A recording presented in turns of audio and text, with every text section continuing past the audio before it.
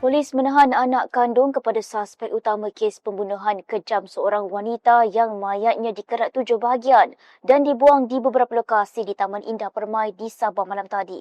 Lelaki berusia lingkungan 20-an itu ditahan kira-kira jam 11 malam di sebuah rumah di Sepanggar.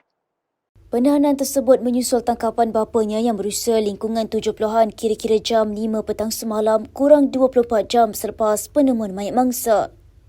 Pemangku Ketua Polis Daerah Kota Kinabalu, Superintendent Syed Lut Syed Abdul Rahman mengesahkan kedua-dua tangkapan berkenaan. Menurutnya, suspek kedua ditahan bagi membantu siasatan dan kes disiasat mengikut Seksyen 302 Kanun Keseksaan. Sebelum ini, suspek utama iaitu lelaki tempatan berusia 70-an berjaya dikesan dan diberkas. Setakat ini, motif kejadian dipercayai berpunca daripada cemburu.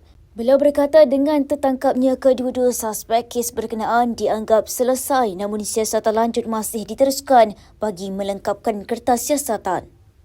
Terdahulu, mayat wanita berusia lingkungan 40-an ditemui dalam keadaan anggota badan dikerat dan dibuang berasingan di beberapa lokasi pembuangan sampah sekitar Taman Indah Permai. Penemuan awal membabitkan tangan dan kaki pada jam 6.30 pagi sebelum pencarian lanjut membawa kepada penemuan kepala serta barang mangsa pada jam 11.40 pagi di lokasi berampiran.